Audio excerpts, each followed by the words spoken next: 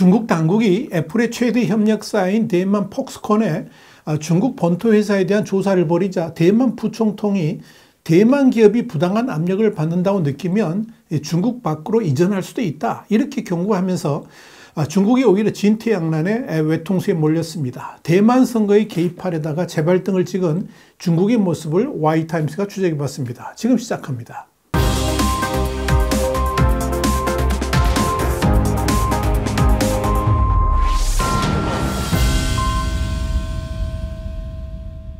영국의 파이낸셜 타임스는 현지 시간 24일 대만 집권 민진당의 총통 후보인 라이징더 부총통이 중국 당국이 애플 공급업체 폭스콘에 대한 조사를 진행하는 것은 정치적 의도가 있는 것이라 그러면서, 만약 폭스콘이 중국 당국에 의해서 피해를 보게 된다면 이를 좌시하지 않을 것이고, 그런 행위는 중국 스스로의 신뢰를 떨어뜨리게 될 것이다, 이렇게 말했다고 보도를 했습니다.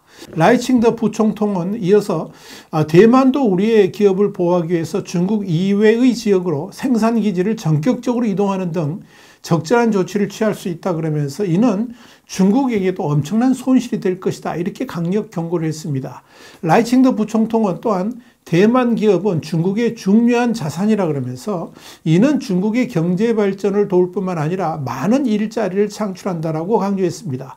라이 부총통은 아울러 대만에 선거가 있다고 해서 이 대만 기업인들을 압박해서는 안 된다 그러면서, 대만 기업의 의사 표시를 요구하거나 특정 후보를 지지하라고 요구하는 것은 양쪽 모두 상하게 하는 수법이다, 이렇게 비판했습니다.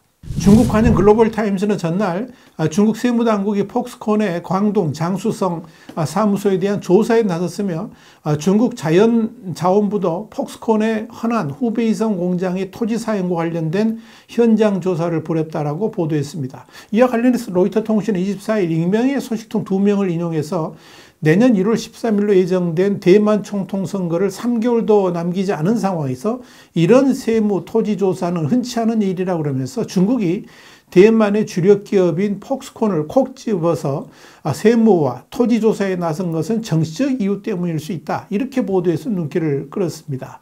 이와 관련해서 첸진런 대만 행정원장, 총리격이죠, 행정원장은 폭스콘과 접촉하고 있으며 필요하면 도움을 줄 것이다, 이렇게 밝혔습니다. 그런데 폭스콘을 압박하는 중국의 속내는 이 중국 관영 매체들을 통해서 터져 나왔습니다. 글로벌 타임스는 폭스콘의 조사 결과와 관련해서는 자세히 언급하지는 않으면서도 전문가들을 인용하는 방식으로 폭스콘 등 대만 회사들은 평화로운 양안, 그러니까 중국과 대만 관계 촉진에 적극적으로 기여하고 지속적인 발전을 위해서 긍정적인 역할을 해야 된다라고 전해서 이번 조사의 배경과 목적에 관련해서 의구심을 갖게 만들었습니다.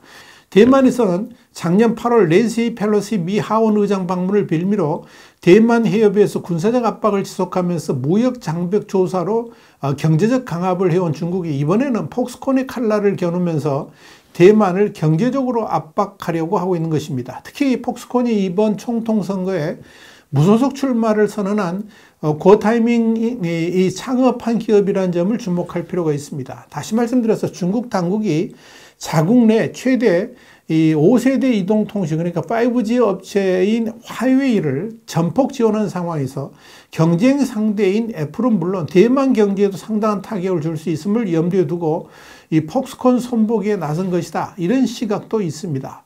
현지 상황에서 그 타이밍 폭스콘 창업자가 총통 선거 레이스에 본격적으로 나서게 된다면 야권 분열로 독립 성향의 대만 집권당이 선거에 유리해질 수도 있다는 점에서 그런 상황 연출을 저지하기 위해서 중국 당국이 의도적으로 폭스콘에 대한 압박에 나섰다 하는 분석도 나옵니다. 그 타이밍은 내달 2일까지 유권자 1.5%인 29만 명의 서명을 받으면 공식적으로 무소속 출마 자격을 얻게 됩니다. 반중국 및 대만 독립 성향을 보여온 이 집권 여당 민주진보당, 민진당의 재집권 저지에 나선 중국은 친중 세력인 국민당의 이 허위 후보의 당선을 가장 바라고 있고요. 이 허우 후보하고 또 중립 노선의 민중당 카원저 후보 간의 단일화를 통해서 전세를 뒤집기를 원하고 있습니다. 지난 14일 대만의 타이완 뉴스는 민진당 라이 후보가 30.1% 지지율로 민중당 커 후보 24.5%와 국민당 허 후보 11.3%, 무소속 구어타이밍 후보 11.3%를 모두 앞질렀다 하는 여론조사 결과를 보도했습니다. 이런 상황은 여론조사에서 꾸준히 약 10%의 지지를 얻고 있는 구어타이밍 후보가 사실상 중립지대에서 캐스팅 보도를 질 수도 있다 하는 것을 시사를 합니다.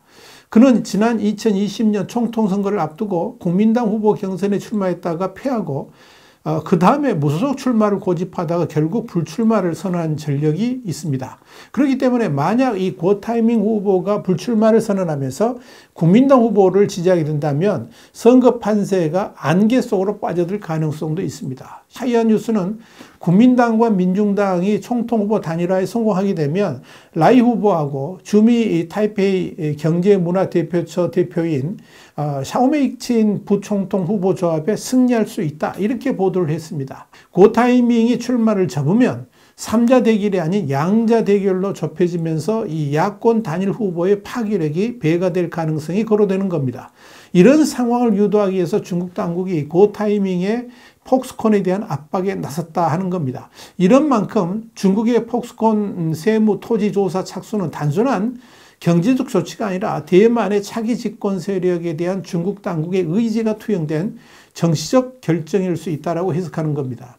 자, 이런 가운데 대만 내에서는 총통 선거가 불과 3개월도 남지 않은 상황에서 중국의 폭스콘 세무 토지 조사를 시작으로 대만 해협에서의 군사적 위협은 물론이고 경제적 압박이 더 고조될 것이다, 이런 관측이 나옵니다. 특히 중국 상무부는 지난달 9일 대만의 중국 상대 무역 장벽에 대한 조사를 대만 총통 선거 하루 전날인 내년 1월 12일까지 3개월 연장한 바 있어서 이와 관련한 추가 조치를 내놓을 가능성이 있습니다. 한마디로 대만의 선거판을 뒤집어 보겠다는 속내를 여과 없이 드러내고 있는 것입니다. 여기서 눈여겨봐야 될 것은 폭스콘이 중국 내에서 경제적으로 차지하는 비중이 워낙 크다는 점입니다. 폭스콘은 미국 애플의 최대 협력업체로 중국 여러 지역에서 수십만 명을 고용 중이고 중국 허난성 정저우 공장에서만 무려 30만 명의 직원을 거느리면서 애플 아이폰의 80% 이상을 생산하고 있습니다. 또한 정저우 공장의 경우에 2019년 320억 달러, 약 41조 6천억 원 상당의 제품을 수출했고 2021년에는 중국 전체 수출에서 폭스콘이 차지하는 비율이 3.9%나 됩니다. 단일 기업으로는 엄청난 금액이죠. 물론 삼성전자가 한국 수출에서 차지하는 비중이 17에서 18%에 이르고 있다는 점, 수출액도 1100억 달러라는 점에서 차이가 있습니다만은 중국 기업도 아닌 대만 기업이 중국 내에서 그렇게 엄청난 비중을 차지하고 있다는 것 자체가 중국 경제에 주는 의미가 크다고 할 수 있을 겁니다.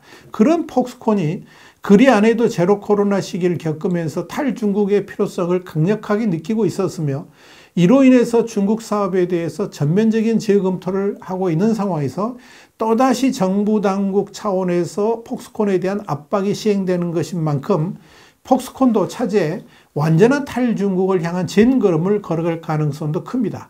일단 애플이 생산 기지를 인도나 베트남으로 옮기기로 했습니다만 과연 어느 수준까지 이전하게 될 것인지에 따라서 이 중국 경제에 미치는 영향도 달라질 겁니다. 그러나 분명한 것은 그동안 애플 제품 생산에 있어서 중국 공장 위치는 절대적이었지만 앞으로는 그 비중이 줄어드는 것만큼은 분명하다는 겁니다. 이미 인도에서의 생산 비중이 대폭 늘어날 것이라는 전망까지 나오고 있어서 정저우의 공장의 축소는 불보듯 뻔합니다. 그런데 30만 명의 정저우 공장이 만약 축소 조치를 시행한다면 당장 정저우 시는 공황 상태에 빠질 수도 있습니다. 더더욱 월스트리트 저널에 의하면 최근의 격변은 애플이 사업의 상당 부분을 한 곳에 묶어두는 것을 더 이상 편안하게 느끼지 않는다는 것을 의미한다라고 지적하는 상황이라서 이 중국의 폭스콘을 중심으로 생산하던 체제를 여러 국가와 공장으로 분리하여 생산하는 체제로 바꿀 것으로 보여서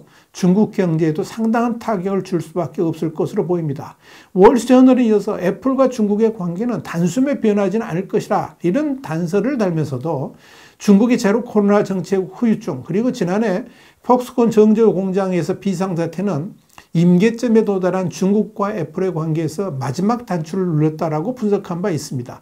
이런 상황에서 중국 당국이 위한 정치적 박해까지 가해진다면 폭스콘은 더 이상 중국에 머무를 이유가 없다는 점에서 중국이 재발등을 찍는 자충수를 범했다라고 봐도 무방할 겁니다.